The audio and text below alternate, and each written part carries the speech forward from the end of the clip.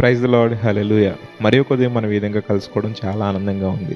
Daily bread అనే శీర్షికను వీక్షిస్తున్న ప్రతి ఒక్కరికి యేసుక్రీస్తు ప్రభువారి పేరిట శుభాలు తెలియపరుస్తున్నాను. చాలా మందిలో ఉండే ఒక సందేహము, ఒక ప్రశ్న ఏంటంటే, నీకున్న ఉద్యోగంలో ఇబ్బంది కలిగినప్పుడు కానీ, నీకున్న వ్యాపారంలో ఇబ్బంది కలిగినప్పుడు కానీ, నష్టం వచ్చినప్పుడు కానీ, నీవు అనుకున్న పని జరగనప్పుడు కానీ, మనందరి హృదయాల్లో వచ్చే ఒకే ఒక ప్రశ్న, దేవుడు నన్ను పట్టించుకోవట్లేదు, దేవుడు నన్ను వదిలేశాడు, అయినా దేవుడికి నేను గుర్తున్నాను.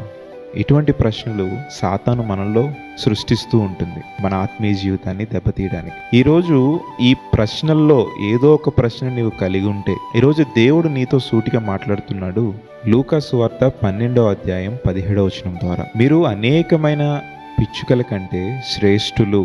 చూడండి, దేవుడు మన ఎడల ఒక ప్రణాళిక కలిగి ఉన్నాడు. ఆయనకు మనం ఎంత ఇష్టము అని అంటే, ఆయన మన కోసం తన రక్తాన్నిచ్చి, ప్రాణాన్నిచ్చి మనలను వెలపెట్టి కొనుక్కున్నాడు. ఆయనకు మనమంటే అంత ఇష్టం. ఈరోజు నువ్వు అనుకున్న పని జరగలేదనో, నీ ఉద్యోగంలో ఇబ్బంది కలిగిందనో, లేదా నీ వ్యాపారంలో నష్టం వచ్చిందనో, నువ్వు దేవునికి నేను గుర్తున్నానని అడగడం, దేవుడు నన్ను మర్చిపోయాడు అని అనడం కరెక్ట్ కాదేమో. ఎందుకంటే దేవుడు మర్చిపోతే మనం సజీవంగా ఉంటామా?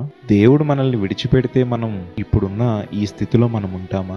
కష్టములు, శ్రమలు మన యొక్క విశ్వాసమును బలపరచడానికే తప్ప, ఆత్మీయతలో మనం ఎదగడానికే తప్ప మరింకేమీ కాదు. కాబట్టి దేవుడు నన్ను వదిలేశాడు, దేవుడు నన్ను పట్టించుకోవట్లేదు, దేవుడికి నేను గుర్తున్నానా అనే ప్రశ్నలు నీ హృదయంలోనికి రానివ్వకు. ఎందుకంటే నీవు ఆయనకి స్పెషల్ పర్సన్వి.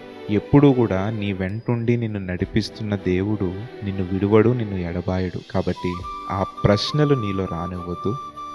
దేవుని యందు నమ్మిక ఉంచి పట్టుదల కలిగి ప్రార్థించు. ఇన్ని కోట్ల మంది ఉన్న భూమి మీద నిన్ను స్పెషల్గా చూస్తున్నాడు. దేవుని బిడ్డలు ఎప్పుడూ కూడా ఆయన దృష్టిలో ఘనులుగా ఉంటారు. కాబట్టి ఎప్పుడూ కూడా కృంగిపోకుండా, నిరాశ చెందకుండా, నీకు వచ్చిన సమస్యను బట్టి, నీకు వచ్చిన ఇబ్బందిని బట్టి దేవుని సన్నిధిలో ప్రార్థించు. దేవుడు ఖచ్చితంగా నీ ప్రార్థనకు జవాబిస్తాడు. Praise the lord.